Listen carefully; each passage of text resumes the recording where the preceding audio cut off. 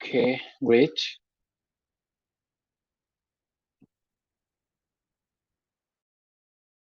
अच्छा जी, ये हमने जी still in ICU.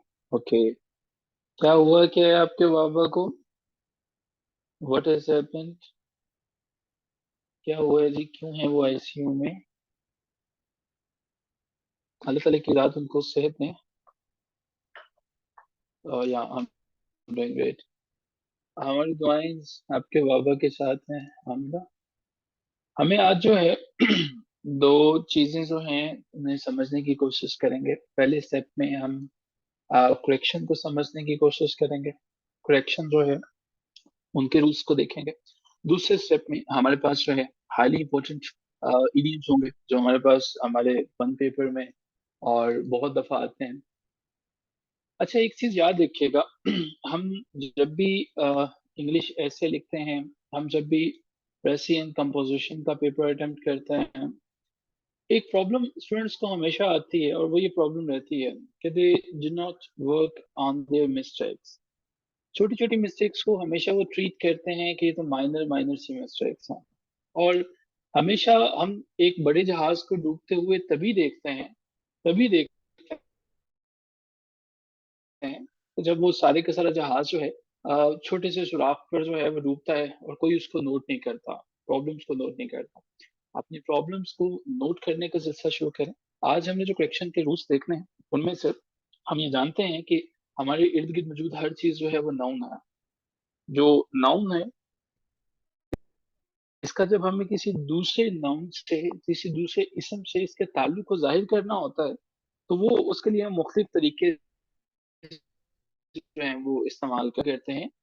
Living beings की जब हम बात कर रहे होते हैं तो उसके लिए हम जो है वो अपोस्ट्रॉफी या एस का इस्तेमाल करते हैं। अपोस्ट्रॉफी, अपोस्ट्रॉफी ये वाली, और इसके साथ जो है वो हम ये जानते हैं एस लगाते हैं। लेकिन बेजा जो है नॉन लिविंग के लिए, जब हम नॉन लिविंग की बात करते हैं, नॉन लिविंग के लिए हम जो है वो ऑफ इस्तेमाल करते हैं। ये चीजें आपको याद रखने में आसान चीजें होंगी, फिर मुश्किल मुश्किल चीजें होंगी। तो इसलिए आपने कोशिश करनी है कि तमाम चीजों को वन बाय वन आसानी से और मुश्किल से इन दोनों को जो है वो समझते चले जाए। सो जी यहाँ से हम आगे बढ़ते हैं। अपोस्ट्रोफी लगाने का तरीका क्या है, यानी कि हमारे पास रूल वन आ जाता है आजकल। देखिए, आपने अपोस्ट्रोफी जो है वो कहाँ पे पुट करनी है? किसी भी नाउन या बेकायदा बनने वाले जमा के आखिर में हम एस लगाते हैं। समझने की कोशिश करते हैं। इससे पहले ये देखिए, आसान से मुश्किल की तरफ चलेंगे। अ गर्ल्स बुक, मुझे बताइएगा कि यहाँ पे अपोस्ट्रोफी कहाँ पे लगेगी? अ गर्ल्स बुक में अपोस्ट्रोफी कहाँ पे लगेगी? ये आपने लगाना है और ये मुझे जरा बता के भेजिएगा। अ गर्ल्स बुक में अपोस्ट्रोफी लगाइए जरा, कहाँ पे पड़ेगी? अपोस्ट्रोफी जो है आपने कहाँ पे लगाया? गर्ल्स के आखिर पे लगा। अच्छा जी, और अगर मैंने यहाँ पे एक कोड वर्ड जो है वो लिखा, मैंने लिखा यहाँ पे अ वुमेन्स क्लॉथ। ओके, यहाँ पे मैंने लिखा और ये है जी अ वुमेन्स क्लॉथ। अब मुझे जरा इसके साथ अपोस्ट्रोफी लगा के बताइएगा कहाँ पे लगेगी। यहाँ पे अपोस्ट्रोफी जो है वो कहाँ पे लगेगी?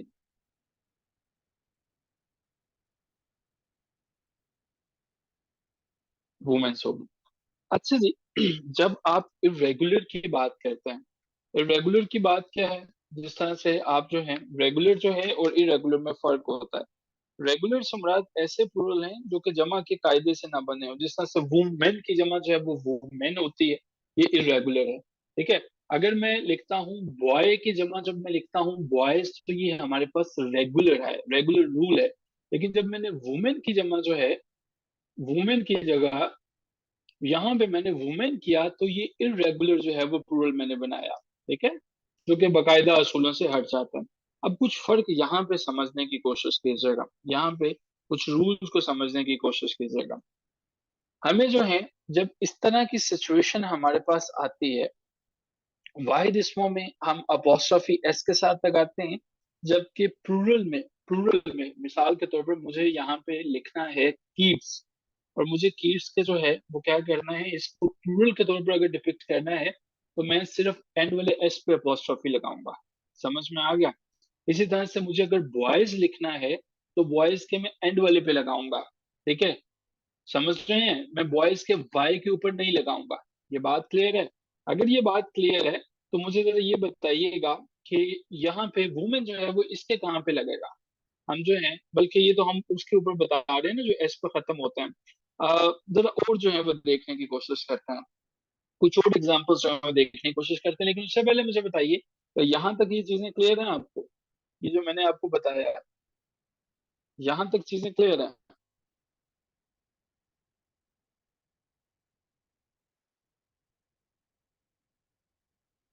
ग्रेट। अच्छा पार्टिसिपेंट्स, मैंने आपसे, ये हमारे पास रूल वन था, अब हम रूल टू की तरफ जो है वो चलते हैं। Rule to.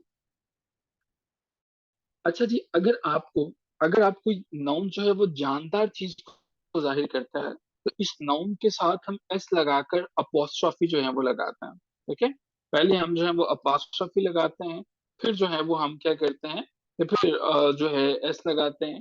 जिस तरह से अगर मैं यहाँ पे लिखूंगा बुक ऑफ हामिद, ये अब हामिद हमारे पास जो है वो जानदार है, तो ये क्या होगा? ये क्या होगा यार? ये जमा के तौर पर है ना। कीड्स जो है वो हम, अगर मैं लिखूं, यहाँ जमा की बात कर रहा हूँ ना। ठीक है, जिस तरह से बॉयज, तो यहाँ पे मैं बॉयज तो ऑलरेडी जो है वो ऐसा गा दिया, तो ये जमा है। ठीक है। अच्छा जी, ये हमारे पास क्या हुआ? हामिद। ठीक है, हामिद बुक हो गया, ग्रेट हो गया। ये जो है कुछ बेसिक बेसिक सी चीजें जो कि ज्यादा गलतियां होती हैं आप लोगों की, ये सिर्फ आपने देखनी है कि जब आप जानदार की बात करेंगे तो यहाँ पे बुक ऑफ हामिद अगर होगा तो इसे आपने हामिद बुक या जिसकी भी बुक है उसको कर देना। अब आते हैं जी हम अपने असल रूल, और असल आज का जो हमारे पास, ये तो कुछ बेसिक गलतियां थी जो कि आप लोग करते होते हैं। रूल थ्री से जो है वो हम बेसिकली बात करेंगे। रूल थ्री में वो तमाम रूल जो कि, पहले मैं रूल बताऊंगा और उसके बाद आपने इसको चेक कीजिएगा जरा, लेट्स सी कि कौन इसको ठीक कहता है। सेंटेंस है हमारे पास जनाब, he said that he is a student of Islamia College। Ji, he said that he is a student of Islamia College। जी, इसको ठीक करें। मानूर ने लिखा, वे मानूर का पॉइंट ऑफ व्यू आ गया, बाकी ट्राई करें। गलत कीजिए, लेकिन करेंगे, ट्राई करेंगे इसको। ये एक सेंटेंस है आपके सामने, ये वो कि गलत है, आप इसे ठीक करने की कोशिश करेंगे। आमजा ने लिखा, जिन्होंने आंसर्स लिखे हैं इनके आंसर्स की कोई गारंटी नहीं है कि ये ठीक हो। आप अपना आंसर लिखिए, मुमकिन है कि वो गलत हो, आप इनके आंसर्स पे ना जाइए, आप अपना लिखिए। चलिए, पहले का जब कुछ लोगों ने जवाब लिखा, अब हम ये देखते हैं। He said that the earth moved round the sun। जी, दूसरे वाले को देखिएगा, पहले वाले के बारे में देख लीजिएगा। अगर हमारे पास एक रूल, अब समझ लीजिएगा कि हर सेंटेंस में हमारे पास अगर कोई ऐसा सेंटेंस हो कि उसमें दो क्लॉजेस पाई जाती हैं, प्रिंसिपल क्लॉज, और उसके बाद हमारे पास जो है दो उसकी सबऑर्डिनेट क्लॉज होती है। सो प्रिंसिपल क्लॉज और सबऑर्डिनेट क्लॉज में एक चीज आपने हमेशा याद रखनी है, जो टेंस प्रिंसिपल क्लॉज के अंदर पाया जाता हो, जो है वो टेंस आपके सबऑर्डिनेट क्लॉज है। he said that he is a student कहना गलत होगा। अगर आपने ऐसा कहा तो ये सेंटेंस गलत होगा। प्रिंसिपल क्लॉज के अंदर said है, प्रिंसिपल क्लॉज के अंदर क्या होता तो ये इजी आना था, यहाँ पे क्या होता तो हमारे पास इजी आना था। he said की जगह क्या होता, he says, ना ना कि हमारे पास say नहीं आना था, he says आना था। अराउंड द सन, ठीक है, अराउंड द सन। रिवॉल्व्स की गलती नहीं है यहाँ पे, यहाँ पे गौर करने की कोशिश कीजिएगा। रूल मैंने आपको बता दिया है, ये मूव ये रिवॉल्व की गलती नहीं है, कुछ और गलती है, देखें जरा इसको। लेट्स सी कि कौन जो है वो करता है। सादिया नूर ने एक आंसर दिया, गलत लिखने पे कुछ नहीं हो, होगा, nobody is going to say anything, कुछ भी नहीं होगा। ट्राई करें जिन्होंने लिखा। अच्छा देखें कि यहाँ पे हमारे पास प्रिंसिपल, यहाँ पे है मूव्ड, लेकिन ये तो अर्थ जो है आना तो यही चाहिए कि पहले भी जो है। लेकिन मैं ये पूछना चाहूंगा कि यहाँ तक चीजें क्लियर हैं? यहाँ तक चीजें आपको क्लियर हैं? एक और मैं अब यहाँ पे सेंटेंस पुट करता हूँ, ये आपने ठीक करके मुझे बताना है। अच्छा जी, यहाँ पे मैंने लिखा, he said that he will go to Lahore. Okay, it's not typing. Okay, okay, okay, okay. He said that he will go to Lahore tomorrow. जी पार्टिसिपेंट्स, ये बहुत से ऐसे इसके अंदर मिस्टेक्स होते हैं, लोगों को नहीं पता चलता और वो गलती कर रहे होते हैं। जी, इसको जो है वो ठीक करने की कोशिश करें। He said that he will go to Lahore tomorrow. जी, पार्टिसिपेंट्स इसको करें। वेरी गुड, जिन्होंने जो है वो विल को तब्दील किया वुड में। अभी तक इस रूल की समझ आ गई कि प्रिंसिपल क्लॉज के अंदर जो वाला हमारे पास टेंस होगा वही हमारे पास जो है वो उसके सबऑर्डिनेट क्लॉज के अंदर होगा। ग्रेट, एक्सीलेंट, जिन्होंने यहाँ तक चीजें जो है वो समझ ली, ग्रेट। अगर किसी को किसी पॉइंट की समझ नहीं आई तो वो पूछ सकता है, वरना हम रूल नंबर 4 की तरफ चलते हैं। अच्छा जी, ये हमने बात की थी कि पास्ट टेंस के बाद पास्ट टेंस ही आता है, ठीक है। लेकिन पास्ट टेंस के बाद जो है वो प्रेजेंट टेंस भी आ सकता है या फ्यूचर टेंस भी आ सकता है। वो किस सिचुएशन में आ सकता है? जब कोई यूनिवर्सल रियलिटी बताई गई हो, ठीक है, यूनिवर्सल रियलिटी बताई गई हो। रूल नंबर 4, एक सेंटेंस लिखते हैं, इसको ठीक करने की कोशिश कीजिएगा। We will go to Karachi tomorrow.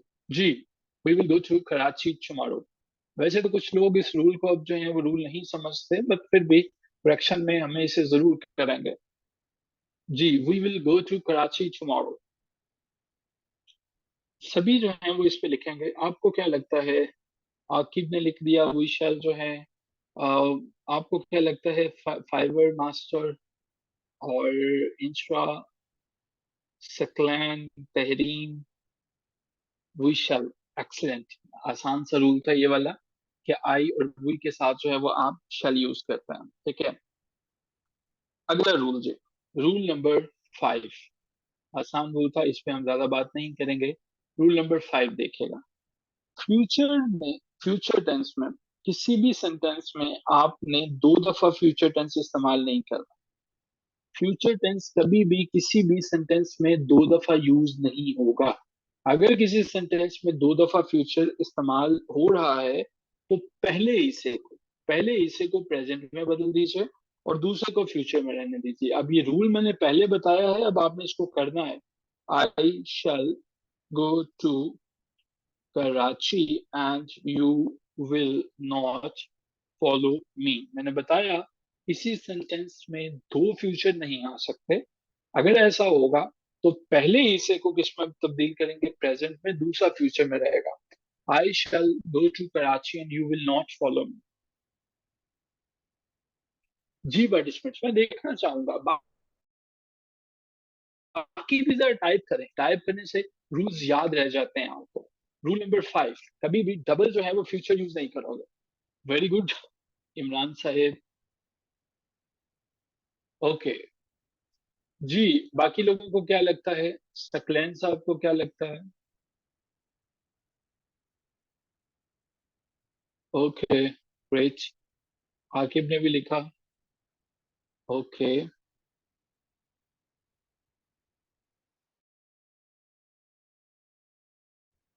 ये वीडियो काइंडली ऑफ कर दीजिए। अच्छा चलिए, एक और जो है वो हम सेंटेंस देखते हैं एंड लेट्स सी कि कौन सीख करता है। I shall be drowned and nobody will save me. I shall be drowned and nobody will save me. जी रूल 5 रिपीट कर दें, बिल्कुल मैं करता हूँ। रूल 5 ये है हमारे पास कि अगर हमारे पास कोई ऐसी सिचुएशन हो, किसी भी हमारे पास सेंटेंस में दो प्रेजेंट इस्तेमाल हो रहे हो, यानी कि उसके पहले हिस्से के अंदर भी हमारे पास जो है वो प्रेजेंट टेंस इस्तेमाल हो रहा हो, उसके दूसरे हिस्से में भी प्रेजेंट टेंस इस्तेमाल हो रहा हो, तो हम जो है पहले हिस्से को कन्वर्ट कर देंगे प्रेजेंट में, जबकि दूसरा फ्यूचर में ही रहेगा। ठीक है, दूसरा फ्यूचर में ही रहेगा। ये हमारे पास रूल है और इसको आपने तब्दील करना है। I shall be drowned and nobody will save me, इसको जो है वो करना है। अभी तक हमारे पास कोई ठीक आंसर नहीं आ सका। आई शैल बी ड्राउंड को जो है वो जब हम प्रेजेंट में करेंगे तो I drown and nobody will save me. Very good Manoor, excellent. I drown and nobody will save me. Rule number 5 तक रूल्स क्लियर हो चुके हैं। रूल नंबर 5 सबको समझ में आ चुके हैं, ऐसी गलतियां आप नहीं करेंगे। अच्छा जी, अब मेरी बात गौर से सुनिएगा, ध्यान से सुनिएगा, रूल नंबर 6 को समझने के लिए। आसान बात है लेकिन गहरी बात है। बच्चे बहुत दफा इस पर जो है वो भूल जाते हैं। हम बचपन से पढ़ते सुनते आए हैं सीन्स को, फॉर को। 8वीं से ऑनवर्ड सुनते आए हैं सिंस कहाँ लगेगा, फॉर कहाँ लगेगा, अभी तक आपको पता है। सिंस और फॉर जो है इंडिकेट करते हैं टाइम को, लेकिन ये इंडिकेट कहाँ पे करते हैं हमें ये भी पता है। सो हमें हमेशा जो है वो हैज बीन और हैव बीन और हैड बीन यूज करना है। अगर प्रेजेंट कंटिन्यूस या पास्ट कंटिन्यूस में सिंस या फॉर लगा हो तो उसे हैज बीन या हैव बीन या हैड बीन लगाना होगा। ठीक है, अगर प्रेजेंट कंटिन्यूस पास्ट कंटिन्यूस में ये लगे। अब देखो एक सेंटेंस में लिखने की कोशिश करता हूँ यहाँ पे। It is raining since morning. अब यहाँ इसको जरा ठीक कीजिएगा, it is raining since morning. मैंने कहा रूल ये है कि अगर आपके पास प्रेजेंट कंटिन्यूस पास्ट कंटिन्यूस के अंदर जो है सिंस या फॉर लगा हो तो इसे हैज बीन या हैव बीन में बदल। It has been raining, great. It has been raining, it has been. ठीक है, अब अहम बात, बहुत अहम बात जो है, ये तो आसान सी बात थी। चलिए एक सेंटेंस इसका और कर लेते हैं ताकि आप लोगों को आसानी हो जाए। मुझे ये बताइएगा, it was snowing on mountains for 2 days. It was snowing on mountains for 2 days. It had been. It had been. It had been. Great जी, अगर आपको यहाँ तक क्लियर है तो इट मीन्स के रूल नंबर 6 भी आपको समझ में आ चुका है। रूल नंबर 7 समझने की कोशिश कीजिएगा, बहुत लोग ये गलती करते हैं। आपने सेंटेंस में जो है वो एक सिंगल सेंटेंस है, एक सिंगल फिक्रा है। ठीक है, मिसाल के तौर पर मैंने जो है उसमें कोई भी सेंटेंस जो है वो सिंगल लिखा। अगर किसी सिंगल फिक्रे में हैड के साथ, हैड है, हैड, आपने हैड के साथ कभी भी थर्ड फॉर्म इस्तेमाल नहीं करना। आप ये कहेंगे कि सर हेड के साथ थर्ड फॉर्म ही इस्तेमाल होती है, और कौन सी वाली फॉर्म इस्तेमाल होती है? मेरी बात गौर से सुनिएगा, समझने की कोशिश कीजिएगा। इसी सिंगल फिक्रे में हेड के साथ, सिंगल फिक्रे में मिसाल के तौर पर अगर कोई सिंगल फिक्रा है, सिंगल सेंटेंस है, उसे पास्ट सिंपल में बदल देंगे। ठीक है, पास्ट सिंपल में बदल देंगे। अगर किसी सिंगल फिक्रा है, सेंटेंस है, उसको जो है आप इसमें उसके साथ हेड इस्तेमाल नहीं करोगे। एक एग्जांपल देखो, चीजें अच्छी समझ में आ जाएगी। मिसाल के तौर पर he has gone to Lahore yesterday. अब जरा समझने की कोशिश करो, he had gone to Lahore yesterday, ये सिंगल सेंटेंस है। He had gone to Lahore yesterday को क्या जरूरत है ही हैड गॉन लिखने की, जब आप ही वेंट लिख सकते हो? समझ रहे हो? आप जब ही वेंट लिख सकते हो तो क्या जरूरत है? लेकिन हाँ, वहां पे आप हैड और थर्ड फॉर्म लगाओगे जहां पे आप किसी भी सेंटेंस के अंदर डबल काम को जाहिर करते हो, जहां पे आपको डबल वर्ड को इंडिकेट करना होता है, वहां पे आप हैड को लगाओगे और थर्ड फॉर्म भी यूज करोगे। ठीक है, वहां पे मिसाल के तौर पर ही ऑलरेडी, ही ऑलरेडी, वो पहले ही went to Lahore, he already went to Lahore. अब क्या होगा?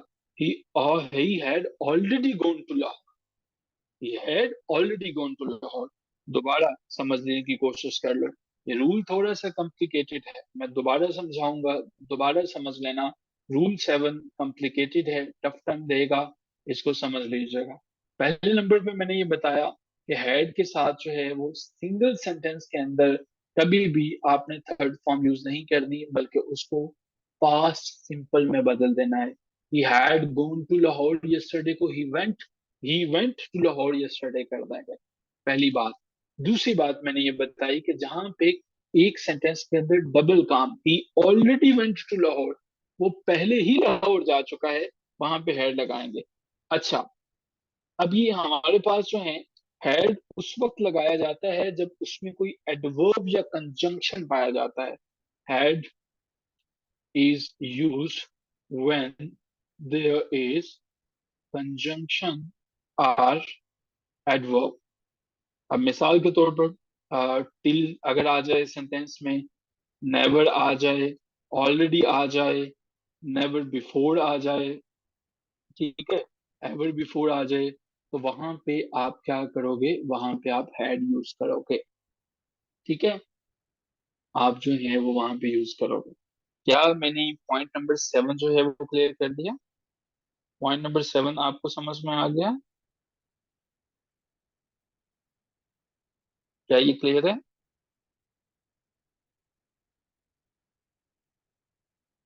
Okay, great. अब हम रूल नंबर 8 पे चलेंगे। रूल थोड़ा सा मुश्किल होगा, ध्यान से समझिएगा, आसानी से समझ में आ जाएगा।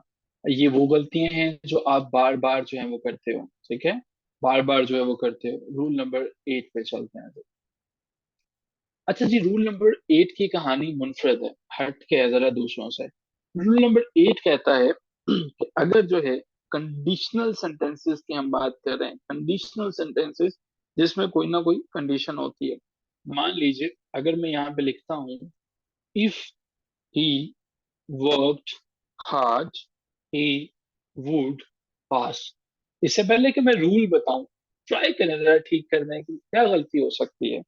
If he had worked hard, he would pass.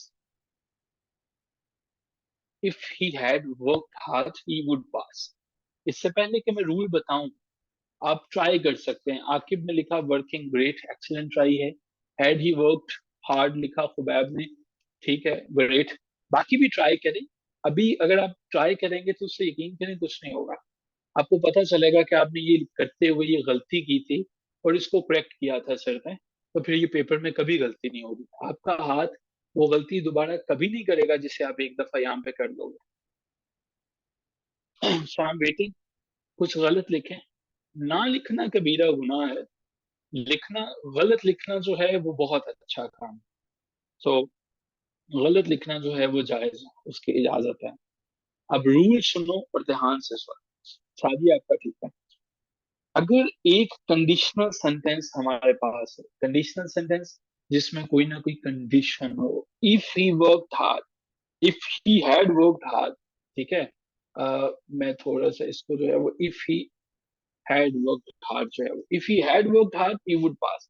अब देखिए, फर्स्ट पार्ट के अंदर अगर हमारे पास जो है वो हैड है, प्लस जो है वो थर्ड फॉर्म है, ठीक है, तो दूसरे हिस्से में ये लाजिम है कि यहाँ पे क्या आना चाहिए, यहाँ पे आना चाहिए वुड हैव, यहाँ पे आना चाहिए कुड हैव, यहाँ पे आना चाहिए माइट हैव, ठीक है।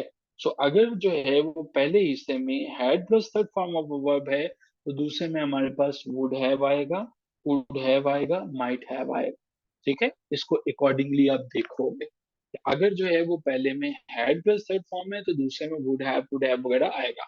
चलें, अगर ये क्लियर है तो एक में और जो है वो सेंटेंस लिखता हूं, इसको जरा आप ठीक करने की कोशिश करें। If he went to Lahore he would have brought toys for me. If he went to Lahore, अब यहाँ पे जो तब्दीली है वो कहीं और हिस्से में होगी, पहले हिस्से में तब्दीली होगी। अब गौर कीजिएगा, अब वुड हैव ब्रॉट में वुड हैव से जो है वो आपको अंदाजा लगाना है कि if he went to Lahore में कहीं पे तब्दीली होगी।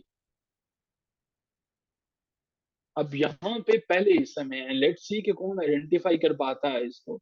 अच्छी कोशिश है जैनब ने, अच्छी कोशिश है हादिया की, अच्छी कोशिश है नईम की, एक्सीलेंट, वेरी गुड।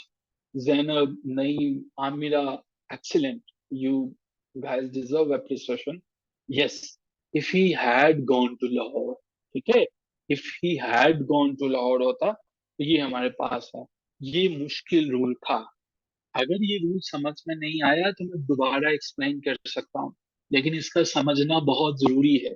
अगर हमारे पास पहले हिस्से में जो है वो हैड है और थर्ड फॉर्म है, दूसरे में would have, could have, might have आएगा। और अगर जो है वो दूसरे में वुड हैव है, तो पहले में जो है वो आपके पास हैड प्लस थर्ड फॉर्म आएगी। ये रूल क्लियर होना चाहिए। क्लियर है जी? रूल नंबर 9 पे जो हम जाते हैं। ठीक है, रूल नंबर 9 पे जाते हैं। 9 जो है वो हम देखते हैं। आखिर यार, मेरा ख्याल है इनकी समझ आ गई आपको। There are lot many examples.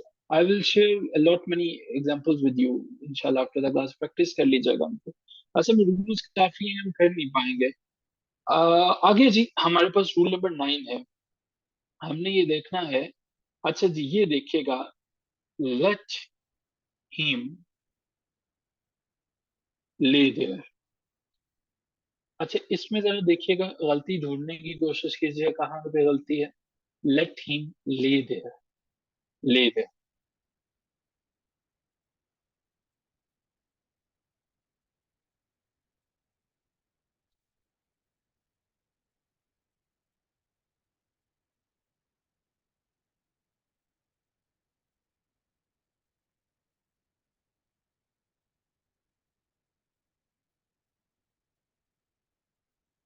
जी बड़ी सेंटेंस नंबर 1 में गलती नहीं मिल सकी आपको। यहाँ पे क्या गलती है इसमें, लेट हिम ले देयर। यही वो गलती है कि जो आप अक्सर अपने पेपर्स में करते हैं। आप लोग फील करते हैं कि ये तो बिल्कुल ठीक है सेंटेंस, जब भी ये सेंटेंस सिरे से गलत है। लेट के बाद याद रखेंगे आप, टू और लेट के बाद हमेशा फर्स्ट की पहली फॉर्म आएगी। याद रखिएगा ये दोनों चीजें। अब समझ लीजिए कि जहां पे टू आ जाएगा, जहां पे लेट आ जाएगा, वहां पे फॉर्म सेकंड कभी नहीं आएगी। ठीक है, पहली फॉर्म आएगी। तो इसको ठीक कर सकता है, लेट हिम ले देयर। ले की पहली फॉर्म लाई होती है, एल आई ई लाई। तो इसको ठीक कर सकता है, लेट हिम ले देयर। क्या होगा आपको क्या लगता है? लेट के बाद और टू के बाद हमेशा पहली फॉर्म आएगी, let him lie there, L I E है, लाई जो है वो यहाँ। Great Amira. He decided to have gone there। इसको ठीक कर सकते हैं, he decided to have gone there। क्या होगा ये? He decided to have gone there। He decided to go there। He decided to go there। Great। एक और जो rule, rule number 9, I am sure कि आपको क्लियर होगा। चलिए रूल नंबर 10 को समझने की कोशिश करते हैं। जरा गौर से समझिएगा इस रूल को। पहले मैं एक सेंटेंस लिखता हूँ, ट्राई करें इसको ठीक करने की। Why he cries। Why he cries।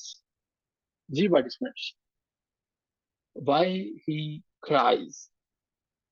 why he cries। why he cries। Excellent Manoor, excellent Hadia, great. जब फिक्रा आपके पास जो है वो प्रेजेंट इंडेफिनिट का है, प्रेजेंट इंडेफिनिट के टेंस में जब आप क्वेश्चन मार्क बनाते हो तो यहाँ पे डज आना चाहिए। वाई डज ही, क्या होगा? क्राइज होगा फिर भी, क्राई। यस। अच्छा, एक और सेंटेंस देखिएगा, where he went in the evening। where he went in the evening। क्या हो गया इवनिंग को, ये दूर दूर हो गए हैं। अच्छा, where he went in the evening। where did he go? great, excellent, very good। yes। अच्छा जी, एक और चीज जो है वो यू देखिएगा, बहुत आसान है। अच्छा, ये अब जिनको नहीं ना आया तो खैर कुछ भी नहीं होगा उनको भी, कोई बात नहीं अगर ये नहीं भी आएगा। रूल नंबर 11 में एक सेंटेंस लिखूंगा, बहुत आसान है। बट जिसको नहीं आएगा कोई बात नहीं है, वो सीख लेंगे, उसे हम बता देंगे। He forbid me not to smoke. He forbid me not to smoke. He forbid me, ये पूरा लिखना है sentence. He forbid me not to smoke. Yes, excellent, great. Forbid के बाद नॉट कभी भी नहीं आता है। नॉट कभी भी नहीं आता है। रूल नंबर 11 के बाद अगला रूल जो आप अपने ऐसे के पेपर में लिखते हुए इतनी दफा गलत लिखते हो, ये बात कि बार बार गलतियां होती हैं, बार बार गलतियां होती हैं, करेक्शन के क्वेश्चंस में बार बार गलतियां होती हैं। अब देखिए, याद रखिएगा, अब कुछ जो है वो आपने जहां पर भी एज इफ या ओनली का इस्तेमाल करना है। एज इफ और ओनली का इस्तेमाल आपने जहां पे भी करना है बड़ी एहतियात के साथ करना है। इसका क्या मतलब हुआ जी, एहतियात के साथ करना है? इनके बाद हमेशा आपने वर्ड यूज करना है। एज इफ के बाद आपने वर्ड यूज करना है, या आप जो है वो पास्ट टेंस को इस्तेमाल करोगे। पास्ट टेंस को इस्तेमाल करोगे, ठीक है। एज इफ के बाद जो है वो, अब कुछ एग्जाम्पल से मैं बताता हूँ, चीजें ज्यादा आसानी से क्लियर हो जाएंगी। ही orders me as if I am his brother. G participants. He ordered me as if I were his brother.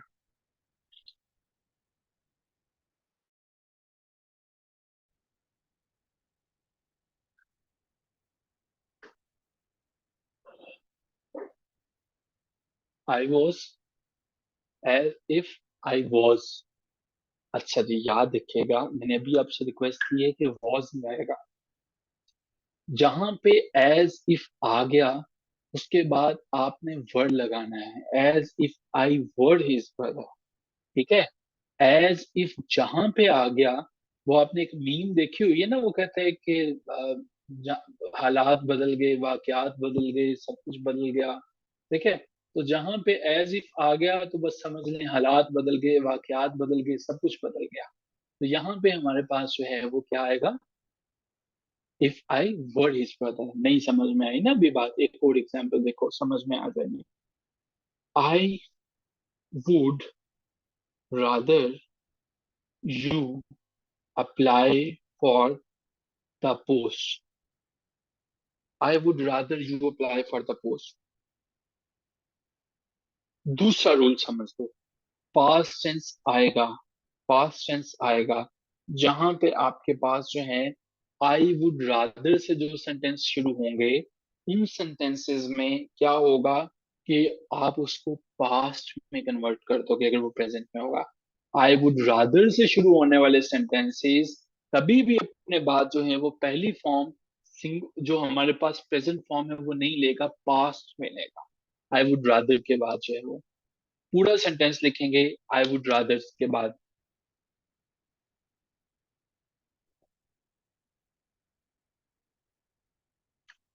I would rather you applied for the post. Hadiya ने बिल्कुल ठीक लिखा। I would rather you applied for the post. एक और कहानी में भी और चीजें बाकी हैं, कुछ और एग्जांपल्स लेते हैं। जहां पे मैं समझता हूँ कि चीजें मजीद एक्सप्लेन होनी है, वहां पे एग्जांपल्स मैं और इंक्लूड करता हूँ। चलिए, अब एक और चीज समझिएगा, नई चीज। It is time we go out. It is time we go out, समझने की कोशिश कीजिएगा, नई चीज है। It is time we go out. It is time से जो सेंटेंस शुरू होगा उसके बाद भी सेकंड फॉर्म आएगी। मैंने अभी तक क्या बताया, एज इफ पहले नंबर पे बताया, दूसरे नंबर पे आई वुड रादर बताया, तीसरे नंबर पे इट इज टाइम बताया। इट इज टाइम जो है, अब बताइए इसके आखिर में क्या आएगा। It is time we go out, we went out. Excellent जरा, नोट कर रहे हो ये सारे के सारे पॉइंट्स? ग्रेट हो गया। अब एक आखिरी चीज जो है वो सुन लो, उसके बाद जो है वो हम आगे चलते हैं। I wish I stay at home. अब जितनी चीजें मैंने बताई हैं उनकी बुनियाद पे ये तो अब ठीक कर ही सकते हो। I wish I stay at home. I wish I stay at home. I wish I stay at home को करें, ट्राई करें। जैनब ने भी किया, आई स्टेड एट होम। अच्छा जी, अब यहाँ पे अगर हम वो तमाम वर्ड्स लिखने की कोशिश करें जो कि यहाँ पे हैं, एज इफ के बाद अगर आएगा, एज, थ्रू के बाद अगर आएगा, आप पास इस्तेमाल करोगे, THROUGH, एज दो, सॉरी, एज दो के बाद आएगा, इट इज टाइम के बाद आएगा, इट इज हाई टाइम के बाद आएगा, ठीक है। आई विश के बाद आएगा, आई वुड रादर के बाद। इन तमाम के बाद कभी भी हम फर्स्ट फॉर्म यूज नहीं करेंगे, हम जो है वो सेकंड फॉर्म पे चले जाएंगे, पास्ट में ले जाएंगे। और अगर हमारे पास ऐसी एज इफ है तो हम वही बात के उसको जो है वो वर्ड में हम वर्ड लिखेंगे, कन्वर्ट कर देंगे। क्या ये बातें यहाँ तक क्लियर हैं? अभी हम मीटिंग को उसी लिंक से दोबारा ज्वाइन करेंगे, लेकिन उससे पहले स्क्रीनशॉट ले लीजिएगा। ये आपके पास पहली स्क्रीन है, ये आपके पास दूसरी स्क्रीन है, ये आपके पास तीसरी स्क्रीन है। और मुझे ये बताएं आगे जाने से पहले, ये रूल्स जो मैंने 12 बताए हैं, आसान से में शुरू हुआ और मुश्किल पे आया, क्लियर हुए, समझ में आया कुछ या नहीं आया? समझ में आ रहा है? सभी को पता चल रहा है कि क्या क्या करना है, क्या क्या नहीं करना? ऑनेस्टली स्पीकिंग किसके साथ से हम चलेंगे? ग्रेट। अभी आपने गलती नहीं करनी। अब हम क्या करते हैं, अब हम दोबारा ज्वाइन करते हैं और कुछ रूल्स मजीद देखेंगे, फिर सेकंड सेक्शन की तरफ बढ़ेंगे, इडियम्स वाले के, जो हमें इस्तेमाल करने होते हैं अपनी इंग्लिश को बेहतर बनाना होता है।